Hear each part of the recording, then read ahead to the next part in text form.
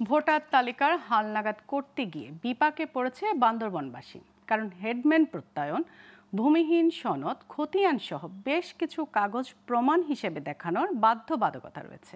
আর এসব কাগজ সংগ্রহ করতে গিয়ে হিমশিম খাচ্ছে ভোটাররা। অভিযোগ উঠেছে ঘুমধুম, সোনাইছড়ি ও নাইখংছড়ি সদর ইউনিয়ন পরিষদ থেকে সময় মতো মিলছে না এসব কাগজ। তবে জেলা প্রশাসকের দাবি, জনগণের সেবা নিশ্চিতে কাজ করে যাচ্ছে প্রশাসন। বান্দরবন থেকে আব্দুল হাকিমের তথ্য ও চিত্রে ডেস্ক রিপোর্ট। মায়ানমারের সীমান্তে বাংলাদেশের পার্বত্য জেলা বান্দরবানের অবস্থান। তাই বিভিন্ন এলাকায় গিয়ে ভোটার তালিকা হালনাগাদে সতর্কভাবে তথ্য সংগ্রহে ব্যস্ত সময় পার করছে তথ্য সংগ্রহকারীরা। এবার রোহিঙ্গা ঠেকাতে নির্বাচন কমিশনের নিদর্শনায় চাওয়া হয়েছে নাগরিকত্ব সহ 15 ধরনের বেশি প্রমাণপত্র। কিন্তু এসব কাগজ জোগাড় করতে ঘাম ঝরছে ভোটার হতে ইচ্ছুক বান্দরবানের বাসিন্দাদের।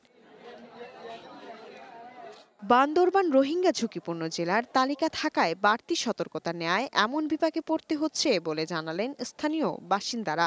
আমরা কেউ স্পষ্টভাবে ফাইলগুলো জমা দিতে পারিনি। অনেক কাগজ এখানে নাকি প্রয়োজন রয়েছে, যে কাগজগুলো সংগ্রহ করতে গিয়ে এখানকার যে সাধারণ মানুষ তারা প্রতিনিয়ত ভোগান্তির শিকার হচ্ছে।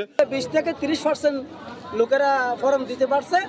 সেবা প্রতিবন্ধকতা ছিল, এই দীর্ঘদিনের জামজটগুলো মানে নিরসন করতে, ভোটার করতে যেগুলো আপডেট করতে হয়, এগুলো আমাদের এই পরিষদের কার্যক্রম ছিল না। এদিকে সময় কম থাকায় জনগণকে সেবা দিতে হিমশিম খেতে হচ্ছে ইউনিয়ন পরিষদকে, জানালেন কর্মকর্তারা। সময়ের স্বল্পতার কারণে আমরা ঠিকমতো সেবা দিতে পারছি না, হয়তো ব্যাঘাত হচ্ছে আমাদের সেবায়। অনেকেই কিন্তু এই 5-6 মাস আগে আবেদন করা আছে এখানে।